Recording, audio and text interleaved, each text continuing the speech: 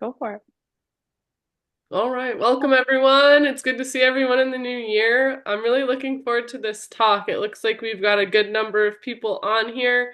And then hopefully we'll get a bunch watching the recording too, which we usually do. I'm gonna let Danielle take over, but if you don't know Danielle, she's local to us in Connecticut. Um, she obviously has education in this topic, which I'll let her tell you more about all her credentials, but she's also connected with Pedal Power, working for them and doing bike fits. So Danielle, if you want to like plug that at the end, please do that as well. Your Sure. availability and stuff for that. So yeah, Yeah, that's Danielle. She rides bikes with us. Did her first century last year. I did. Yeah. All right, take All right. over.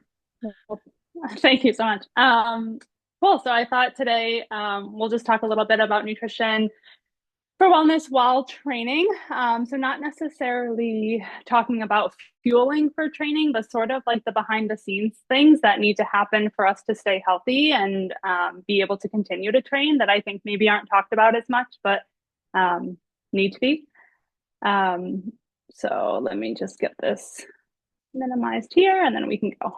Okay. And then if you have, I tried to keep this kind of like more casual. There's not like, a bunch of research studies and things like that in here. But if you have questions or anything, just let me know. Just interrupt me and ask, and I'm happy to answer. Okay. Um, so yeah, a little bit about me. So I'm an integrative registered dietitian. So I have education in, nutrition in terms of like conventional medicine, and then I'm working on a board certification in functional nutrition as well. So I just kind of blend the two of those things together.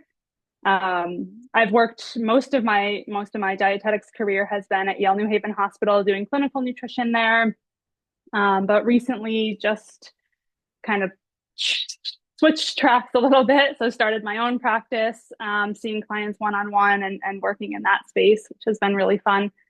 And yeah, like Hunter said, I like to cycle. I ride bikes. I put that I am an avid cyclist who can sometimes be convinced to run because I don't love running, but I'll do it sometimes. And I'm starting to find a little more enjoyment in distance running. So that's just a little about me. So things we're going to talk about today, or I hope to talk about with you guys, is just going to be just kind of the understanding of basic energy needs. It's just sort of the fundamental concept of nutrition, right? Managing inflammation that's associated with training, supporting the immune system, then the major nutrients of concern for specifically female endurance athletes. And it's not going to be like an exhaustive list, but just sort of like the general kind of like low hanging fruit, right?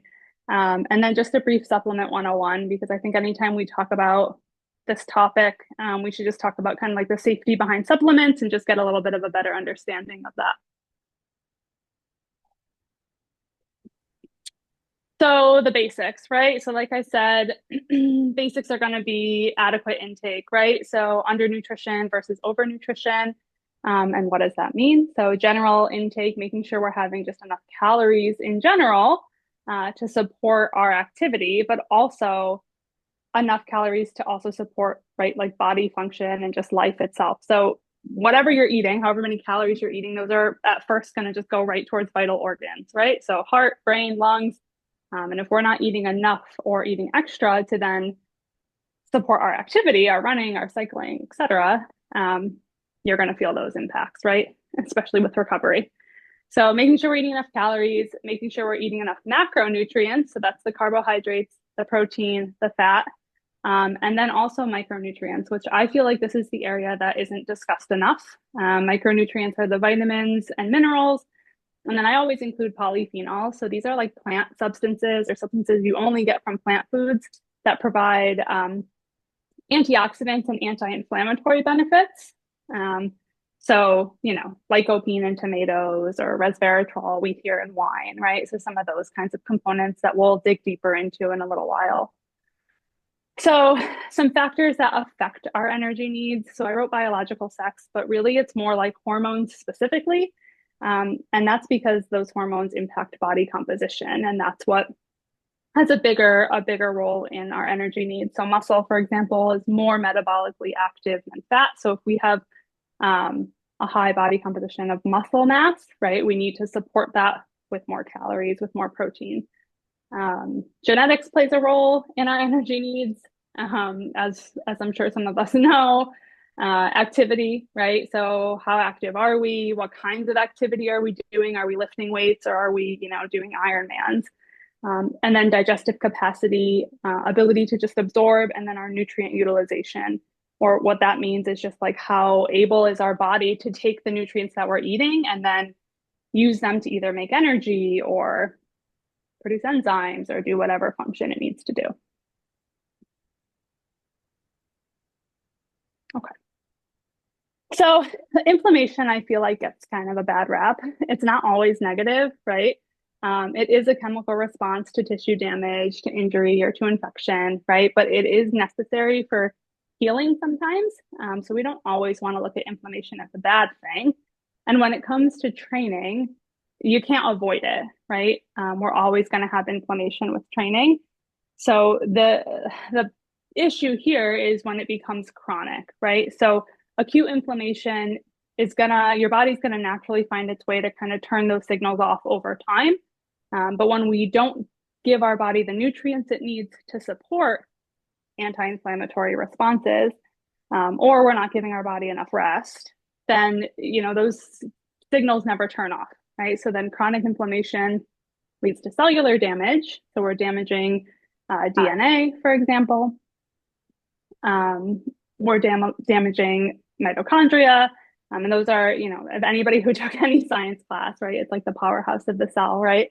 But it really is, it's what's making all of our energy. So if we're damaging our mitochondria or our DNA, we're setting ourselves up for disease, okay? So some contributors of inflammation from training include training load or volume. So if you're increasing how much you're training or you're training more hard than you normally do, you're doing harder efforts than you normally do, you're going to naturally see some inflammation there. Inadequate rest and recovery, and then undernutrition. So undernutrition can be inadequate intake, just not eating enough calories, or enough, I should say, enough like macronutrients, right? But it can also be poor diet quality. So just consuming a diet really high in processed foods or not getting enough micronutrients, for example. Okay.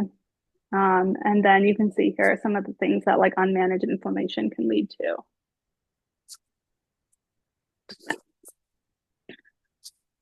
So talking about our immune system, just getting a general kind of overview, right, and what it does. So it defends the body against infection. It also protects its own cells. Key players in the immune system are the white blood cells as well as antibodies, right? And these are made in various places in the body, including like the bone marrow, lymphatic system, right? The thyroid has a huge role in that, as well as the digestive tract. So 70% of our immune system actually lives in your gut, which is incredible. So gut health plays a huge role in immune health, which is why with most of my clients and any of my autoimmune people that I work with, like gut health is the primary thing that we're working on, and it has a huge impact. What else do we got here? Okay. So when we're talking about training and nutrition and how it impacts the immune system, we talked a little bit, or I mentioned a little bit here about how like underfueling, poor nutrient quality, and overtraining are kind of the main things that are going to impact the immune system. So like I had said, so calories are going to first go towards those vital organs, and they're going to get directed away from making white blood cells or other factors for the immune system if there's not enough calories to do that, right? So we need to make sure that we're meeting our calorie needs and we're getting enough of them to be able to support our immune system and not just vital organs, right? And making sure that we're not missing important micronutrients for the production of things like white blood cells. And then we're going to get into that in a minute. But that can happen if we're not eating enough protein, if we're not having enough healthy fats, right? But then those micronutrients like zinc, right? And some of the B vitamins, which can happen if we're not eating a diet that has enough variety. So if you're constantly, let's say we're meal prepping, right? Because it's easy, it's convenient, but we're eating the same thing every day, week on, week and week. That lack of variety can then lead to things like malnutrition in a way because we're not getting those micronutrients that we need. Okay. And then also, obviously, not consuming enough anti inflammatory foods. So, again, either we're eating a diet that's really high in processed food, or we're just not even thinking about like how to get in anti inflammatory foods, which the easiest way to do that is just think about eating a lot of different colors. Okay.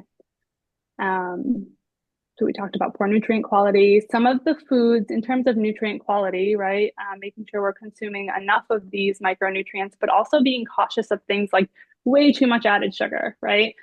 So sugar, and this is kind of common too with like endurance athletes because especially on the bike, and I know this firsthand, we're taking gel after gel after gel, right? We're eating these things that are really high in sugar because they're providing fast energy, right? But over time, that can have an impact on our immune system, also like our insulin response. So we have to kind of combat that with other anti-inflammatory foods so that it doesn't have a negative impact, right? Because there's no way to avoid eating those gels and things like that. You need them in the moment. But what do we do on the back end to make sure that we're um, kind of recovering from the damage that it can cause over time, right? So making sure we're getting enough omega-3 fats, for example. So the omega-3 to 6 ratio is important. So you might be seeing things like, there's a lot of, I don't know, demonization of seed oils on the internet, right? That seed oils are so bad for you, canola oil is so bad for you, all of these things. In isolation, those things aren't necessarily bad for you. It's more of the chronic intake of those foods, like vegetable oil, canola oil, even some nuts that are higher in some of these omega-6 fatty acids with the underconsumption of omega-3s, right? We don't get a lot of omega-3s in our diet because they're really only in a few things. Like you get them in olives and olive oil, you get them in oily fish, um, walnuts, flaxseed to an extent. But if you don't eat any of those foods, you're not really getting omega-3s, right? Omega-6s, although they're also an unsaturated fat, they're healthy. In excess are inflammatory. So this is why we're seeing this with like ultra processed foods and things like that, is that we're over consuming these fats that then turn into a pro-inflammatory fat. Okay. It's kind of confusing, but I can answer any questions. Um, Additionally, right, intake of added chemicals, so pesticides like glyphosate, which is Roundup, has a huge impact on our immune system because it impacts the gut directly, causing damage. Okay, as well as other preservatives, emulsifiers, things like that. If you don't have gut issues, like you don't have any sort of GI issues, no structural damage to the intestine or anything like that, you're definitely going to be less at risk for issues because of these kinds of ingredients. However, if you've ever had anything, if you have celiac disease, if you have any kinds of inflammatory bowel disease, if you've ever had leaky gut or some of these kinds of things, then avoiding foods with excess pesticides or these emulsifiers are really important to support your gut health and your immune health. Okay. And then overtraining for obvious reasons, right? We're not giving our body enough time to rest and repair, and we're not giving the body the right signals to shut off those inflammatory processes and get the immune system to just sort of like cool down the fire, right? We're in this constant state of inflammation.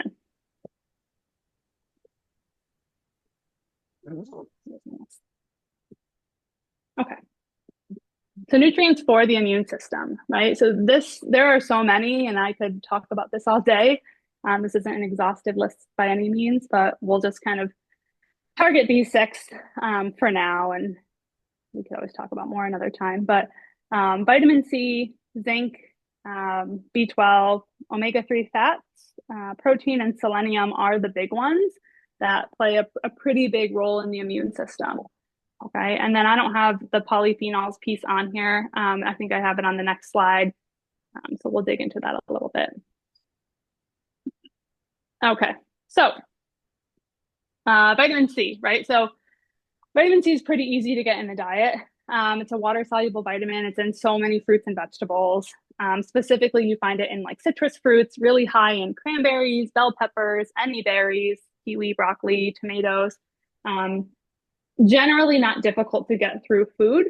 And if you can get it through food, it's preferred. High dose supplements can cause like, diarrhea, Some people, it puts them at risk for kidney stones. So if we can get it from food, it's a better option. There's a few instances where supplementing with vitamin C, or at least some amount of vitamin C, can be helpful.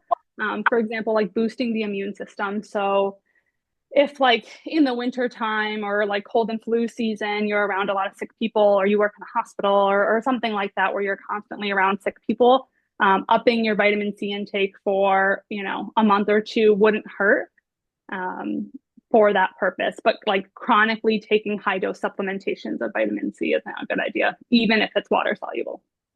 And then vitamin C is also really important. It helps support iron absorption. So when we talk about iron a little bit later, I'll bring this up again as a reminder, because this can be helpful to add into, when you're eating foods with higher in iron, pairing them with something with vitamin C is helpful. Okay. Zinc is next. So trace mineral that's really important for white blood cell production, as well as it actually acts itself as an antioxidant in the body. So zinc's a little tricky to get in food. You get it more often, like oysters, but I don't know who's just like eating oysters every day. But it's pretty high in different like seeds. The nuts and seeds, you can get a good amount of zinc. Pumpkin seeds specifically are really high in zinc. Lentils as well, and then eggs have a good amount of zinc as well. So because zinc competes for absorption with copper and iron, we don't want to supplement zinc in high doses for a long time, because you can end up then causing your copper or your iron to go low, which is fun to think about. But for some people, supplementing with zinc for a couple weeks, or even like I said with the vitamin C thing, we're just trying to kind of boost the immune system. We'll do, some supplementation with zinc for 2, maybe 4 weeks tops, and then we kind of back off, right? It can be used as a tool like that. But again, just like with anything else, if we can get it through food, the better. So, tossing pumpkin seeds onto some yogurt or on a salad or things like that can help with just getting in that intake. Zinc's also pretty common in like a multivitamin. If you're taking a multivitamin, there's probably some component of zinc to that.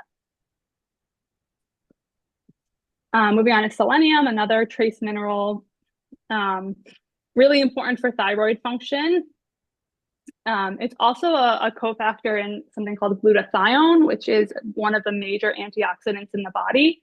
Glutathione is really, really, really important for protecting our DNA, and making sure that we're not getting DNA damage. So if we're damaging our DNA, we're putting ourselves at risk for all kinds of chronic disease. That's how diseases essentially occur. So having enough glutathione is important, and selenium is a cofactor for that. So we need selenium.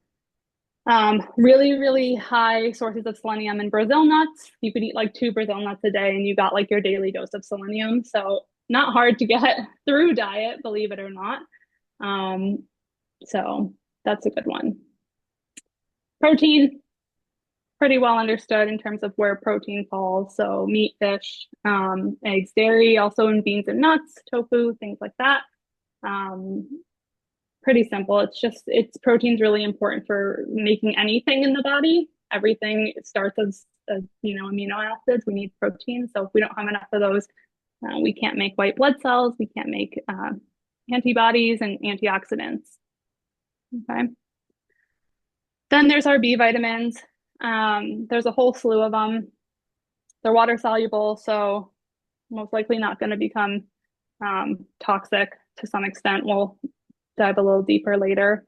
But B vitamins are involved in basically all of our body processes. So they're cofactors for almost every single enzyme in the body, and especially energy metabolism. So you're not going to be able to have muscle function or your cells doing the jobs that they need to do without B vitamins. Fortunately, they're in so many foods, right? You can get them in almost, in abundance in the diet, as long as you're having a nice variety of foods in the diet. Where it can become difficult is with vitamin B12, specifically for vegetarians and vegans, because it is found only in animal products. And in that case, we do sometimes need to supplement. Then we have omega-3s. We talked a little bit about this already. typically found in those like oily fish, like the salmon, the mackerel. To some capacity, they're in walnuts, and flax seeds as well, and olive oil. We talked about the ratio a bit and why that's important. So, for example, like an ideal like omega, 6 to 3 ratio is 2 to 1. That means for every, you know, two whatever unit you want to use, what two of omega sixes that you're consuming, you want at least one of that of omega three, right? Kind of balancing it out. But the Western diet is closer to like 10 to 20 to 1. Right. So we're really, really consuming these omega-6 fats. And like I said, they're good for us. They're in like nuts and seeds and things like that. But because we're consuming them in such abundance because of processed foods, that's where we run into trouble, unfortunately. And then our polyphenols, there's a lot of different polyphenols, right? We can have a whole presentation just on this alone. For example, you might have heard of like isoflavones or things like lycopene, I had mentioned, the resveratrol, those are pretty common, EGCG, which is in green tea. So really thinking about like, this is where like those colorful foods come into play. So we're talking about those like really brightly colored oranges and reds and yellows, the blues, the purples, right? Those kinds of foods, turmeric, right? Really bright orange come into play. And these help with cooling down inflammation as well as protecting our DNA and protecting our cells from any inflammation that may come in the future.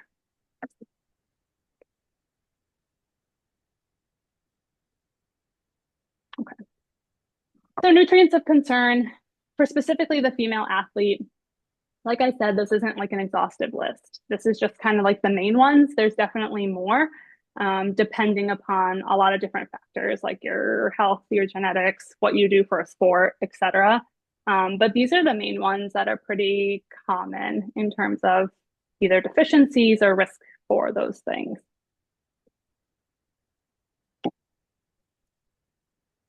Vitamin D.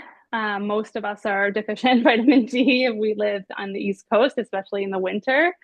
Um, this is a fat soluble vitamin, so it is stored in fat, meaning that there can be more of a risk for a toxicity because of it. However, um, I've yet to see anybody who has really high vitamin D. Almost everybody that I see who gets their vitamin D tested is low, unless they live somewhere where it's like incredibly sunny and then they have just like normal, healthy vitamin D. Um, so vitamin D has actually been shown to help manage inflammation and even reduce cancer cell growth. Um, and there's been, different chronic diseases, specifically inflammatory conditions like inflammatory bowel disease, which is the Crohn's and the ulcerative colitis, that's been associated or linked with low vitamin D. So we're starting to really have a better understanding of the role of vitamin D and more than just for calcium absorption, for example. So some of the functions, is that it's bone mineralization, supporting calcium and phosphorus absorption. It plays a role with gene regulation, supporting the immune system, as I said, as well as muscle function and blood sugar regulation. So when you get your vitamin D tested, you want to get vitamin D3 tested or the 25OH vitamin D.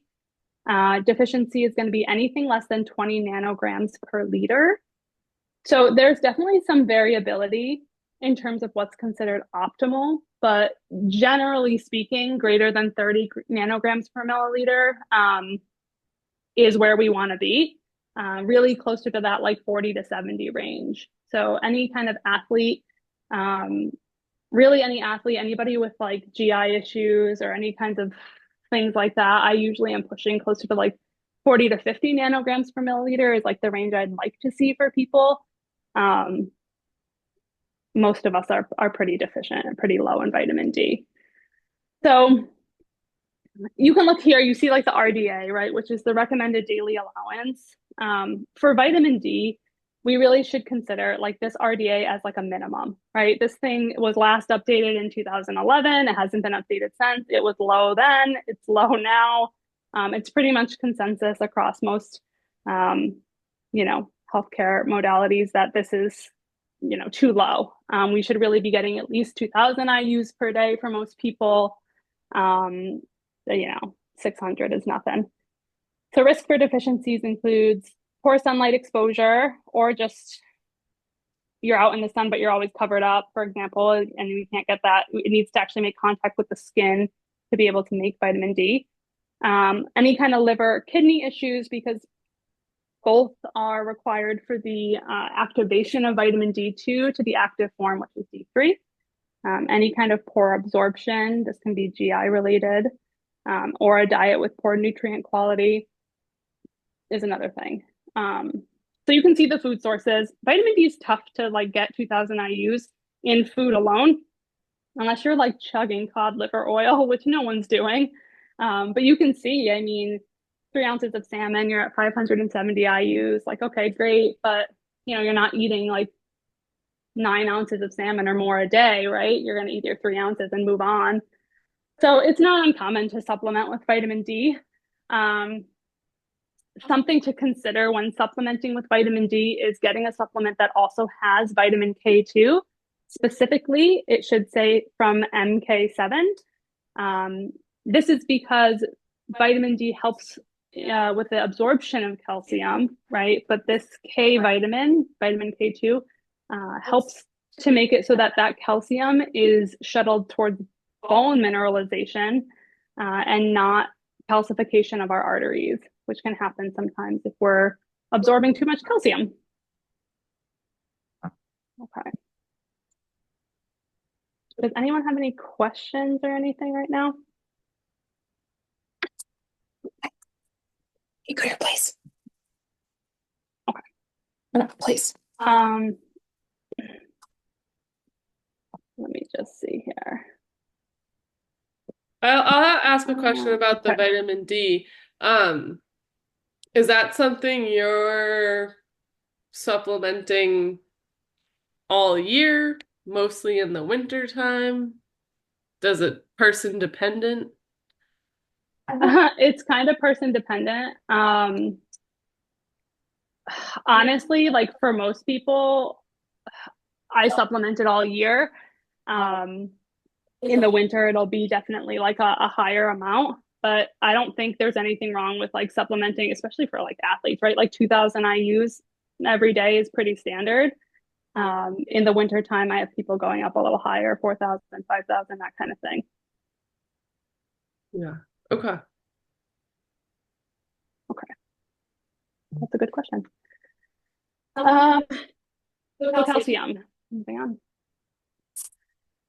Important for obviously the formation of bones and teeth, right? It's also serves as an electrolyte and is important for muscle contraction and nerve function.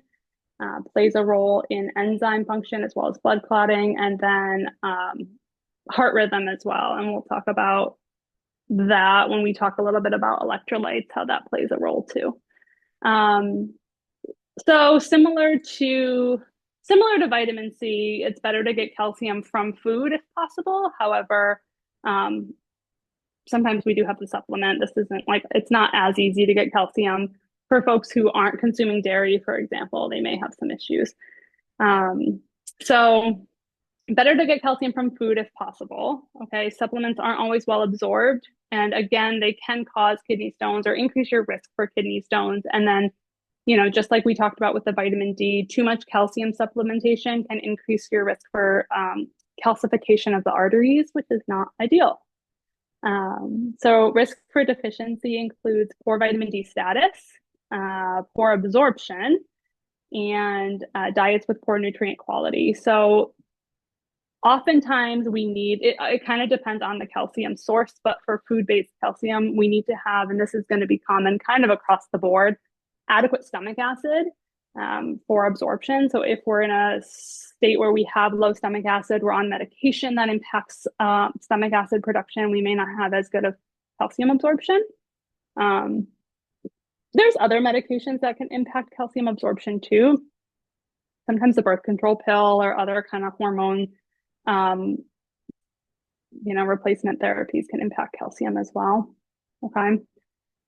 The RDAs for calcium are around 1,000 to 1,200 milligrams per day. Again, this is best getting to get through food, which isn't difficult if you consume dairy.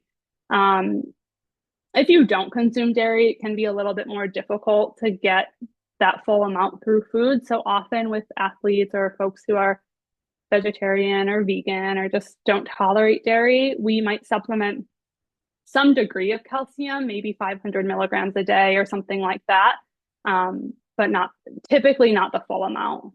Um, Calcium's kind of bulky, so when you are trying to take higher doses, you have to take a ton of pills because they can't really get all of that calcium into one. It would be gigantic.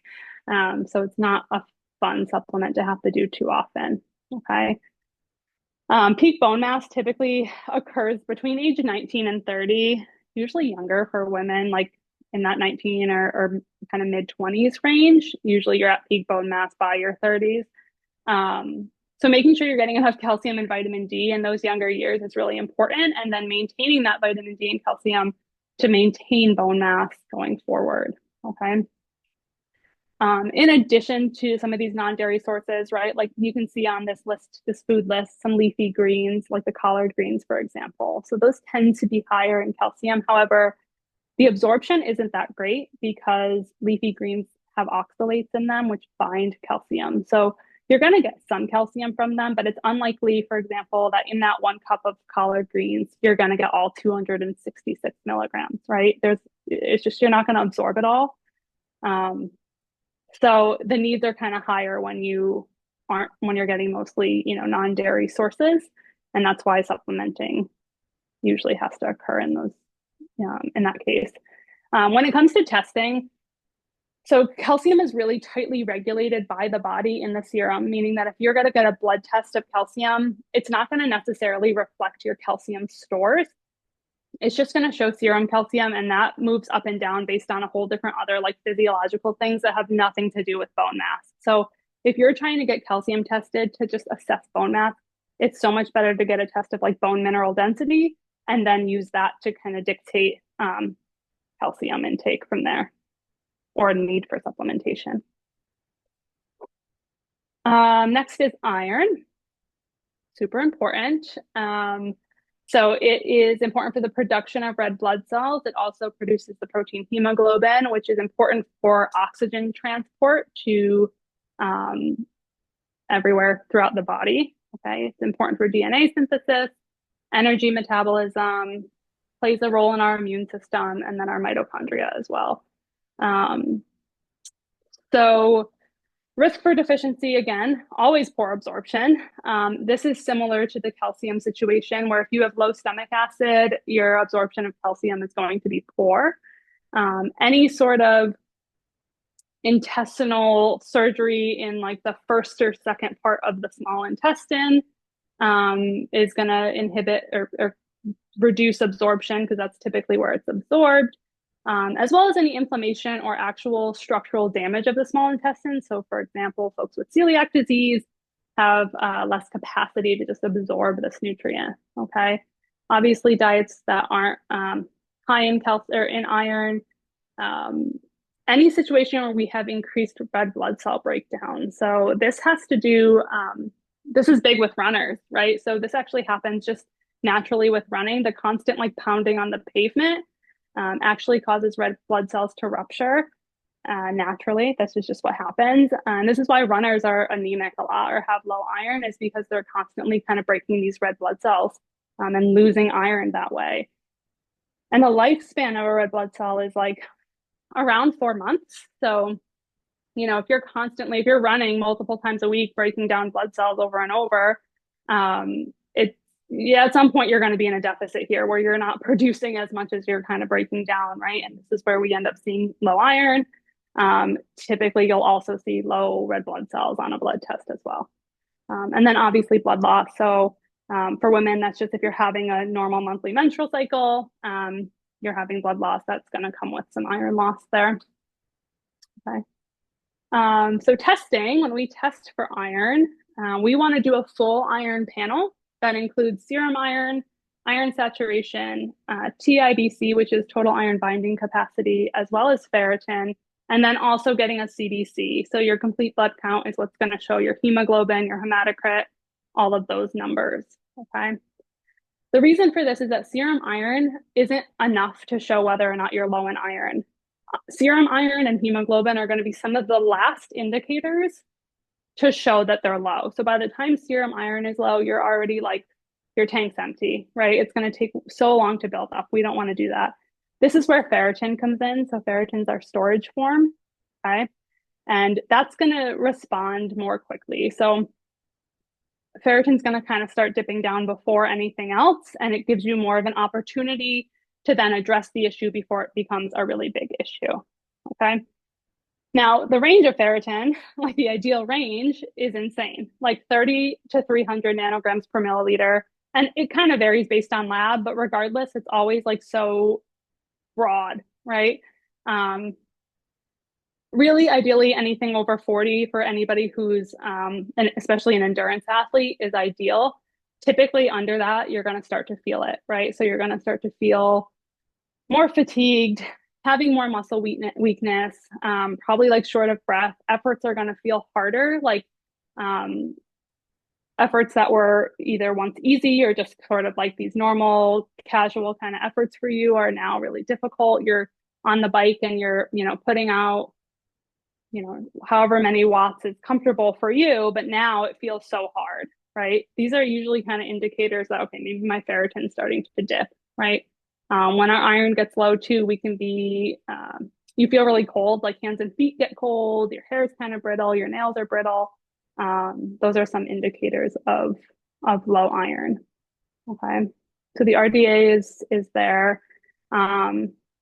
If you eat meat, if you eat like a pretty like non-restrictive diet, you can usually get in enough iron. But if you're like a runner or a endurance athlete and a woman,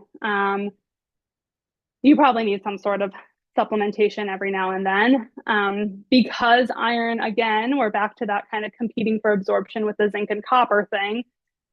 Because of that, I don't usually have people supplement iron like forever, like just like, oh, take this, and don't worry about it. Usually we kind of go on and off periodically, and we'll supplement zinc and copper at the same time. And you got to be just careful with the form of iron because it can be really constipating for people. So there's different forms that are a little bit better. Okay. So you see here like some of the food sources, mostly animal proteins, right? Meats, those kinds of things. You can get some iron from things like fortified cereals, from cooked spinach, from lentils, right?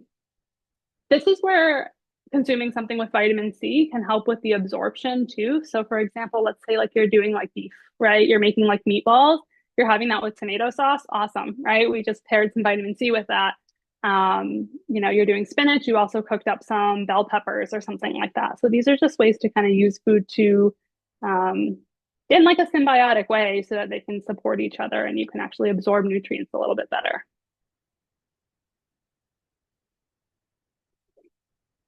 We talked about the B vitamins a little bit. Like I said, they're involved in everything. They are super important. They're water soluble. So with the exception of B12 and folate, you're most likely not going to kind of over consume them. And it's not very difficult to get B vitamins in the diet. With that said, it is because they're so important in like every body function that we can possibly think of. It's not uncommon that, I'm supplementing people with B vitamins with like a B complex. That's mostly because multivitamins like are really weird about how much they put in. They just put like random amounts and it's never really like a functional amount. So usually a B complex to some extent is helpful, especially for an endurance athlete, right? Someone who's probably turning over B vitamins a lot more and a lot faster because you're requiring more energy, right, to do activities. Okay. So you can we don't really test for like a lot of these B vitamins in the serum. B12 and folate are kind of the exception. So the range for B12 is also really broad. But, I don't make the rules. That's just what it is. You can do some sort of functional testing to determine like downstream effects of B vitamins to see if you actually are deficient in any of these. So we do what's called organic acid testing, and we're testing some of these enzymes and things that B vitamins are required for. And we see, are those enzymes being underproduced or something like that? And then we know that, okay, you're probably not getting enough thiamine or something like that. Okay. Where the B vitamins become difficult is for specifically vegetarians or vegans. or those who have a lot of blood loss or red blood cell breakdown, and that is with vitamin B12 becomes low. So this isn't uncommon in runners as well. Same with like the iron thing. And then we need to supplement. With vitamin B12 and folate specifically, some of the other B vitamins, but those two primarily, there is a genetic mutation that's really common in most people on the MTHFR gene that makes it difficult to absorb those vitamins in supplement form unless they're what's called methylated. So a methyl group, this is kind of like chemistry stuff here, is added to the vitamin, and then now we can absorb it, right?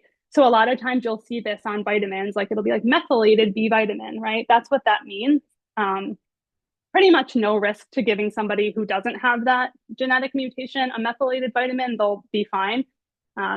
So if you are going to take a B complex or anything, it's good to just try to get methylated ones as well.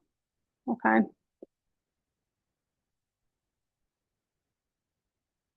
All right. And then electrolytes.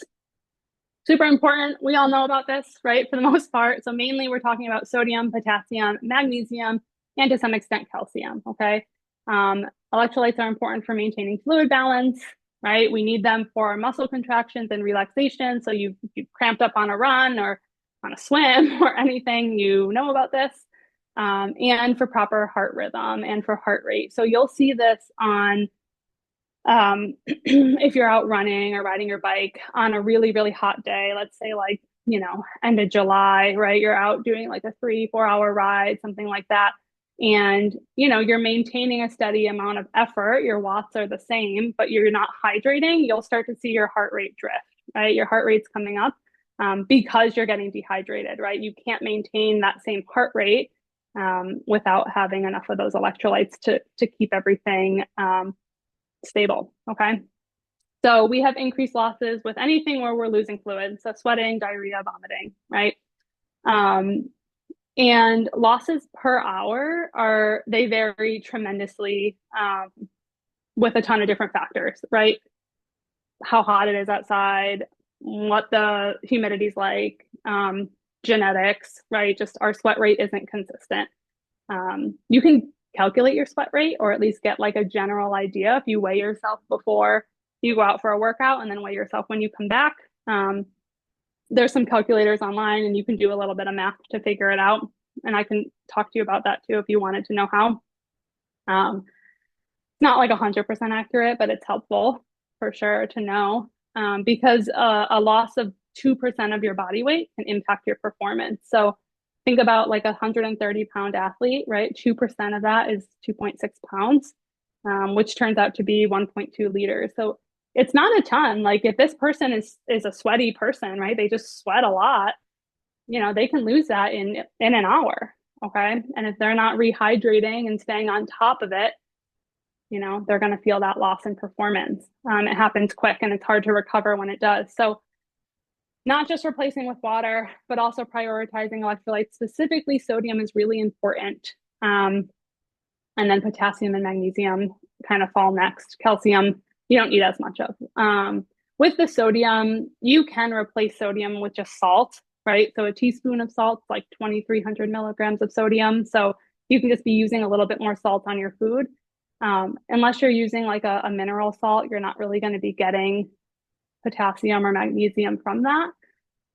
So if you're out riding your bike, doing long runs, swimming, anything like that, it's honestly just so much easier to use just like a product that's made for this, right? Like Element or Scratch or salt tabs or, something like that versus, you can up your salt too, but just paying attention to that. And then, I think because of all the products that are on the market, there's a lot of talk about like, do you actually need sugar to help with the absorption of sodium? Some of these companies that make products with sugar are like, no, you definitely need it. The ones that don't say you don't. So you're like, I don't really know.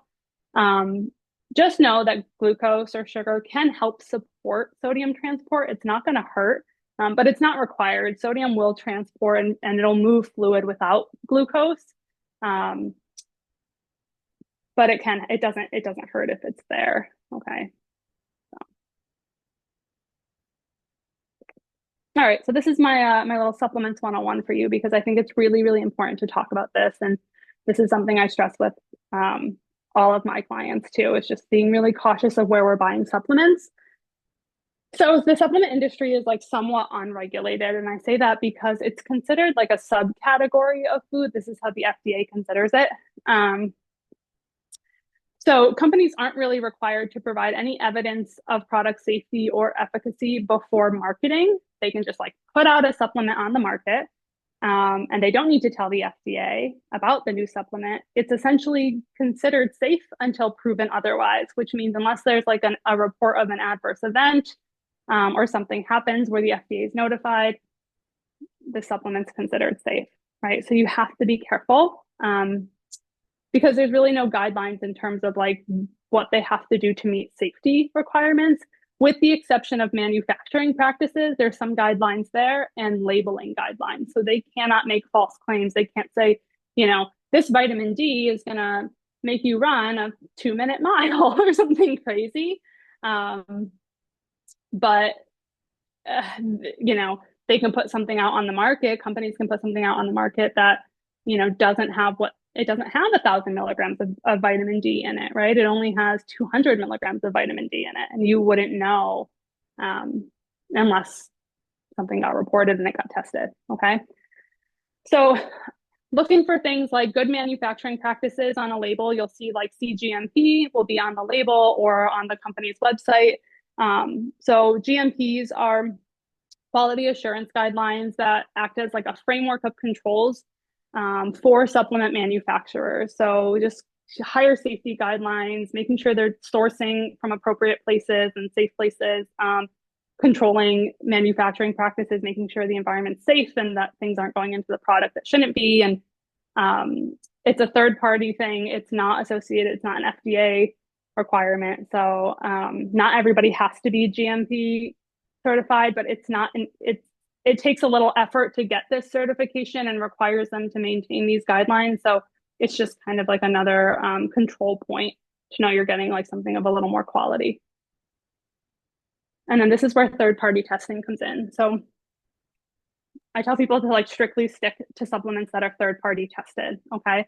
NSF, USP, Consumer Labs, for example, these are three companies that would, and there's plenty more than just this, right? But these are three that would verify that what's on the label is in the product. So if it says there's 1,000 IUs of vitamin D and it's USP certified, there's 1,000 IUs of vitamin D. Not every third party lab tests like, or not every company will send every single batch to a third party lab. Some just send like one batch and then they're done. You can ask companies, like, I mean, no one's probably going to do that. I'm just like emailing all their supplement companies. This is like what I do for fun. But if my kind of key is like if those third party results are accessible on the website or accessible upon request, you just ask them for them and they're like, yeah, here they are, here's some third party test results. That's usually a better indication that they're paying attention, right? If they're totally open to sharing those results with you, then they're not trying to like hide stuff. And then when it comes down to sports supplements are so commonly linked with like adverse reactions. They're the highest rates of like adulteration and unapproved ingredients are in like sports supplements, especially like those pre-workouts and things like that. They just get like thrown on the market like crazy. No one knows what's actually in them. So if you're, whenever I have anybody who's going to be participating in any kind of event where they're going to be like drug tested, for example, then you should only be using like informed sport supplements or NSF for sport or ones that are specifically certified for sport and testing for banned substances. Because it would not be great to fail a drug test because of a supplement. Okay. If I could In interrupt addition for to a these, there's second. also, oh yeah. I know too, if you're having any type of surgery, doctors now want to know if you're taking any type of supplements, vitamins, whatever, and to stop taking them, I think 2 weeks before your surgeries. Yes. They're nervous. They're nervous about it as well. Yeah, and especially herbals, right? Yes. Herbals are even more unregulated. So if you're ever taking like any kind of an herbal product of any kind, Yeah, third party stuff. And don't order on Amazon. If you're ordering on Amazon, be really, really careful, making sure that that product is actually coming from like a legit place and it's not just kind of like shipping wherever. Amazon has had a lot of they've just sent out a lot of faulty product. So yeah. Okay. And then there's other companies, again, other third-party labs that are testing for other things besides just like label verification and stuff, but they'll be testing for chemicals, glyphosate residuals, other kinds of safety things that, you know, some people you might be interested in. So, you know, if you're going to buy a supplement or like use something, it's good to kind of look at the company and see what they're providing, or, you know, ask whoever's recommending the supplement to you, is it third party tested and what do they know about it? Okay, so then summary, right? How do we apply this to our life, right? How do we use some of the stuff that we just learned to actually benefit us, right? So first and foremost, making sure that you're consuming enough calories to meet your needs, your activity needs, your needs for just like your age and just existing, right? Your needs for your what your digestive capacity or your gut health is like, right? Balancing your micro and macronutrient intake. So doing that by trying to get more variety in your diet. So when it comes to vegetables, right, not just eating the same thing every week, but getting in a lot of different colors, right? This can happen sometimes with folks who like meal prep, right? Is you're like, oh, I made like my 6 lunches or whatever, and it's the same thing. It's fine. Like if you do that for a week and then the next week you change it up, I'm okay with it, right? But ideally, if you're doing if you're meal prepping or if you're eating like that, you know, every single day forever, you're not getting a good variety. So you're not going to have a good balance of micro and macronutrient intake. Okay. Paying attention to inflammation and thinking about ways that we can reduce inflammation or at least combat that with things like antioxidants, with omega-3 fats. So, you know, are we eating enough healthy omega-3 fats in our diet? Do we eat salmon often? Are we using olive oil? This one's another one that's kind of tough to get enough in the diet, and a really good quality omega-3 supplement can be really, really beneficial for most people. And then other antioxidants, right? How can we get more colors in the diet? So berries, cranberries, right? Pulling those in as often as we can. Fresh herbs, for example, are a really easy way to get in more antioxidants. Just like cut them up and throw them on everything. I always tell people, like, if you don't really know where to go with fresh herbs, just like every time you go to the store, just get something, just get one kind of fresh herb. Like this week I'm getting parsley, or this week I'm getting cilantro or whatever, and just like throw it on all your stuff. Just like it's on my eggs, it's on my salad, it's on whatever, right? Make a dressing, something like that to get some more herbs in. Okay. Then supporting the immune system, making sure you're consuming adequate, obviously, protein, zinc, healthy fats, vitamin C, B vitamins. And if you're not, this is where supplementing would come in.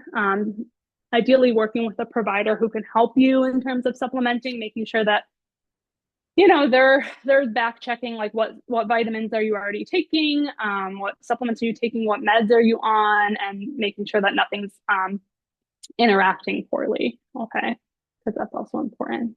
So building your plate, these are tips I give all of my clients when I work with them, of just general guidelines at a meal, right? So we're looking for 20 to 30 grams of protein per meal, ideally at least a cup of veggies.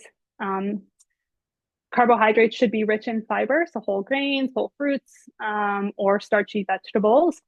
And then some sort of healthy fat. So that can be olive oil, it can be avocados, it can be nuts or seeds, oily fish. You know, it sometimes just kind of happens on its own. You're making an omelet and the fat's in the egg yolk. So you don't always have to think about adding the fat. Just make sure that you're having some sort of fat in the meal. And then bonus points, right? If you add like a fermented food, a fresh herb, you know, you get bonus points in my book. And then minimal added sugar, and whole foods whenever possible. I always say to prioritize quality as well. Okay.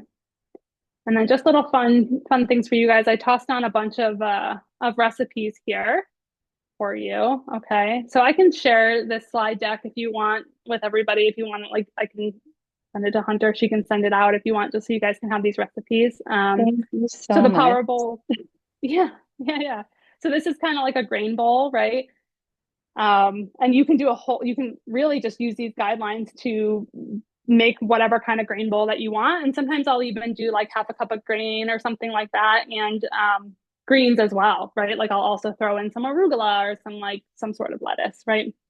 Whatever protein you want, tons of veggies. And then there's a bunch of different little dressings or sauces you can just get crazy with, which is fun. Um, and then peanut butter dates are like a staple in my house. I think my wife and I have gone through this like bag of dates like way too fast. Um, but honestly, you just like cut the date, throw some peanut butter in it. You can cover it in like a little bit of dark chocolate with like a sprinkle of sea salt, and that's top notch. But those are fun if you're like craving something sweet, but you're trying to like not eat a bunch of like, added sugar or whatever. They're also really high in potassium, which is really great. So they can be good after like workouts and things like that as well. Um, a fun little smoothie, like a turmeric kind of golden milk smoothie. That's really good. Yeah. And then a couple of references if you want them. And then here's the how to work with me, right? So Hunter had said to kind of plug me, right? So here we go. I am accepting clients. So if you want to do like a free 20-minute intro call with me, just shoot me an email. And I'm happy to do that. I am running like a little 25% off your first month of sessions with me if you schedule by Friday. Not necessarily schedule by Friday, but just like sign up, just commit by Friday. Um, yeah. Questions or anything? This was so helpful. Thank you. I have Yes, thank you. I was taking notes, things I've got to step up in my diet. Oh Good. I'm man, I glad. I'm have glad. Thank you. yeah, this is so helpful, especially the recipes. I have celiac and a few other autoimmunes, and my just getting the nutrients and having them stick and stay Yes. and Yeah. curbing my sweet tooth. It's hard. So dates are Yeah. like It's my best hard. friend. I've never tried it with peanut butter though, so I'm excited. Yeah. Oh yeah. It's something else. You're gonna like it. So I'm excited. Yeah, that's tough for sure. Celiac or any kind of like GI issue just to get enough, right? 'Cause you're not absorbing it. So, yeah. Yeah, my husband buys dates every week and I look at them and never eat them, but I'm going to try it with the peanut butter for sure. I might start eating them. Mm, yeah. Let me know. Let me know what you guys think. I mean, Yeah, this is like I'm telling you, it's a staple here. I had two before we even came on this I call. know they're so good for you. So the peanut butter might do the Yeah. trick. So Yeah, for thank you. sure. Thank you very much for that, for everything. This was You're welcome. very interesting, very informative. Oh, good. I'm glad. How often are you having your clients do like a full blood panel? That depends on the client and a couple other things like insurance and what their insurance will Yeah. cover. Ideally, if like annually, if they can get that, that would be good. Um, if they have some sort of like absorptive issue, so we're talking celiac. I work with a lot of people who have like celiac disease, IBD, those kinds of things. We're doing them a little bit more often if their insurance will cover it, which most of the time your insurance will cover labs like that. So it really depends. If they're like, for example, if their vitamin D comes back as like 20, right? At that point, I'm just going to supplement for a couple months, like pretty high dose, and maybe have them test again in like 3 or 4 months, and just see where we're at. But it really depends on like what we're testing for.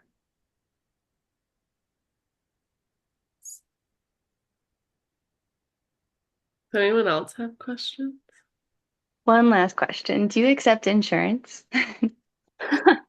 I don't take insurance in my practice right now. I'm contracting with a company that takes insurance. I don't know how long I'll be with them, if I'll be with them for a long time or not.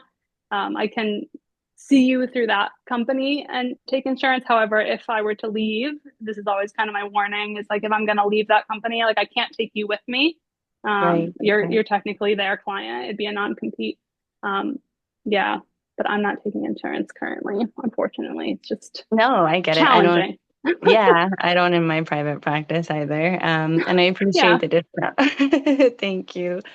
Um, yeah, for sure. I didn't screenshot your email. I think, Hunter, Yeah, you said you'll record the Zoom and I can get it at the end. Yeah. Yeah. And then Awesome. Thank you. Danielle, if you want to email me the slide deck and then I can, Hmm. Thank you. Yeah, people just I will. message I'll me. probably email it as like a PDF just because it's a Yeah. Canva PowerPoint, and if Yeah. it gets like formatted weird, Yeah. but I'll do that. Cool. Cool. Any other questions? Does anyone like work with a dietitian or nutritionist currently or anything of that nature? I started seeing one last year because my blood work was just so all over the place, and I was getting diagnosed with new disorders that prevented me from eating certain foods. So I had to steer clear of like red meat and a bunch of other things. So I had to see a nutritionist, and I finally got some things that worked for me, but doing it for endurance sports is completely different. And so Yeah. I was able to talk with her a little bit about that. But I had no idea how much running like impacts your red blood cell count, like all of that. Like this was just so informative that I think like switching gears to sports specific will be really helpful. Yeah, and I think and I've found this just being like gluten sensitive myself and avoiding gluten, like not being able to eat gluten while also needing to utilize like endurance fuels, right? Like the gels and those kinds of things. The way like gluten finds its way into that. And if you have celiac more specifically, you have to be really careful with like the maltodextrins and some of those things, right? That can kind of cross react. So it then becomes a little Yeah. bit more difficult of like fueling on the bike and fueling on a run, right? Absolutely. Absolutely. Yeah. Yeah. Cool. Yeah, well, this was good. And keep an eye out if you're looking for a bike fit, by the way. This is like a side note. Probably, I would think like probably like February, we might be running another special. So I'm this month working on my SICI level 2 certification for bike fit. And once I get that, I'll probably run like some sort of a special just to get more people in, do more fits, get that going. So yeah, keep a lookout. Yeah, that's awesome. I know not to put Karen on the spot, but I know she got a fit. Um, Yeah. and I I think was you trying shared to, about it, Karen, how I just couldn't like get my mic off. I was going to jump in and say I would yeah. recommend Danielle's bike fit any day. You. I appreciate it. Sure. Yeah, and I think if you weren't able to come to our talk at Pedal Power, I don't know, maybe we'll do it again, but I just think I'm so happy when people do get fits because I think they can realize how much just like the slightest change can improve the overall ride. And like even if you're not like unhappy on your bike, right? Like I feel like there's always room for like improvement and added Hmm. comfort. And I think each year like things change too, right? The whatever, because we're humans in life. It's like Yeah, fitness, right? Yeah, yeah, yeah, Flexibility absolutely. changes as you get older, yeah. for one thing. Or like new injuries and Yep, stuff. Like my mom, when she broke her shoulder, she had to get like a complete overhaul of her road bike just because it yep, wasn't that shoulder will never be the same, right? Like Hmm. right. Yeah, so. absolutely. But cool. Well, this was awesome. Yes, Thank thank you. you. Thank you for setting it Um, up and for Danielle yeah, to share the information. yeah. We're gonna do a Cool, part cool. two. Um, Yeah, so we will. We'll be doing one on like digestive health, specifically GI stuff, which is yeah. kind of my other love aside from bikes. Yeah. So we'll work on a date for that. I'll get it posted. I'll get this recording posted tonight on YouTube and share it on the page. And then if you want the PDF of the slides, just shoot me a message. If you can email me or Facebook message or something, that's like my to-do list. So I'll get that over to you. Right. Thank you. Danielle, thank you so much. Great seeing Yeah, you. thank you. Tell your Thank Yeah, wife good you. I seeing you said guys. hi. Thanks so much. Very nice. Thank you. All right. Have a Thank great night, you. Bye, everyone. guys. Bye.